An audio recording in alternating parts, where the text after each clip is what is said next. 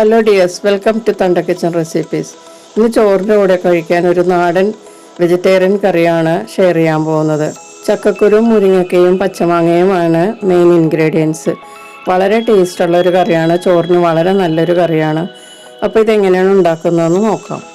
2 medium വലിപ്പത്തിലുള്ള മുരിങ്ങക്ക കഷ്ണങ്ങളാക്കി വെച്ചിട്ടുണ്ട്. ഒരു ചെറിയ മാങ്ങയുടെ 2 പള്ള ഭാഗം ആണ് എടുത്തിരിക്കുന്നത് പുളിക്ക് വേണ്ടിയിട്ട്. പിന്നെ 10-15 ചക്കക്കുരു എടുത്തിട്ടുണ്ട്. അരപ്പിന് വേണ്ടി ഒരു 5 ടേബിൾ സ്പൂൺ ചിരകിയ തേങ്ങ എടുത്തിട്ടുണ്ട്. ഇതിലേക്ക് 1/4 ടീസ്പൂൺ മഞ്ഞൾപ്പൊടി ചേർക്കാം. എരിവിനുള്ള ഒരു പച്ചമുളക് ചേർക്കാം. ഒരു ചെറിയ അല്ലി വെളുത്തുള്ളി ചേർക്കാം. പിന്നെ 2-3 പച്ചവേപ്പില ചേർക്കാം. അത് ഓപ്ഷണലാണ്, ഇഷ്ടമില്ലാത്തവർക്ക് ചേർക്കേണ്ടത്. ഇത് നന്നായിട്ട് പേസ്റ്റായിട്ട് അരച്ചെടുക്കണം. ഇനി ഒരു ബൗളിലേക്ക് കുറച്ച് വെള്ളം ഒഴിച്ച് ചൂടാക്കുക. ഞാൻ 1.5 കപ്പ് വെള്ളം ഇതിലേക്ക് ഒഴിച്ചിട്ടുണ്ട്. വെള്ളം നന്നായിട്ട് ചൂടായി വരുന്നുണ്ട്. ഇതിലേക്ക് ക്ലീൻ ചെയ്ത് വെച്ചിരിക്കുന്ന ചക്കക്കുരു ചേർത്ത് കൊടുക്കാം. ചക്കക്കുരു ഞാൻ ചവരൊക്കെ കളഞ്ഞാണ് എടുത്തിരിക്കുന്നത്. ചവര് കളയാതെയും ഉപയോഗിക്കാം. വയറിന് പ്രശ്നങ്ങളൊന്നും ഇല്ലെങ്കിൽ ചവര് കളയാതെ ഉപയോഗിക്കുന്നതാണ് വളരെ നല്ലത്. ചക്കക്കുരുവിൻ്റെ ചവരിലാണ് കൂടുതൽ ഗുണങ്ങൾ അടങ്ങിയിരിക്കുന്നത്.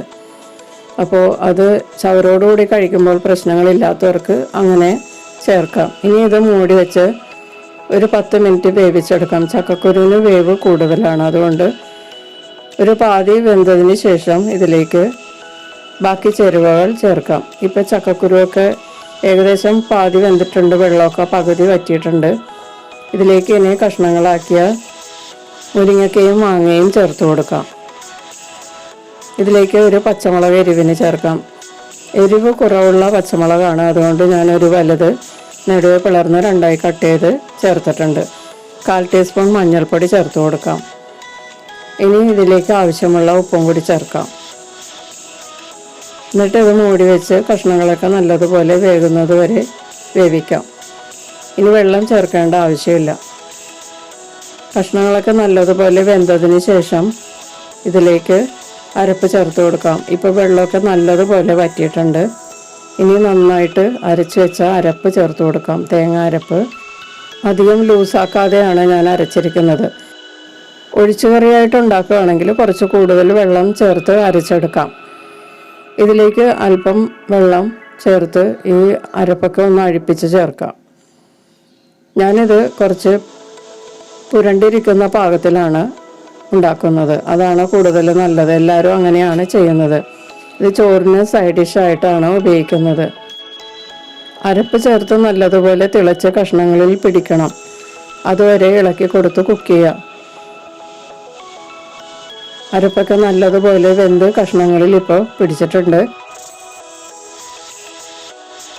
ഇനി ഇതിലേക്ക് വെളിച്ചെണ്ണയിൽ മൂപ്പിച്ച കടുക്, ചെറുള്ളി, വേപ്പില ഇതിലേക്ക് ചേർത്ത് കൊടുക്കാം. ഇനി നല്ലതുപോലെ ഒന്ന് മിക്സ് ചെയ്യാം. നല്ലതുപോലെ മിക്സ് ചെയ്തതിന് ശേഷം സ്റ്റവിൽ നിന്ന് മാറ്റി ചൂടോടെ ചോറിൻ്റെ കൂടെ ഉപയോഗിക്കാം. വളരെ നല്ലൊരു കറിയാണിത്. ഇതൊരു കറി ഉണ്ടെങ്കിൽ ചോറിൻ്റെ കൂടെ കഴിക്കാൻ വേറെ ഒരു കറിയും വേണ്ട. ചക്കക്കുരുവൊക്കെ നല്ല ടേസ്റ്റാണ്.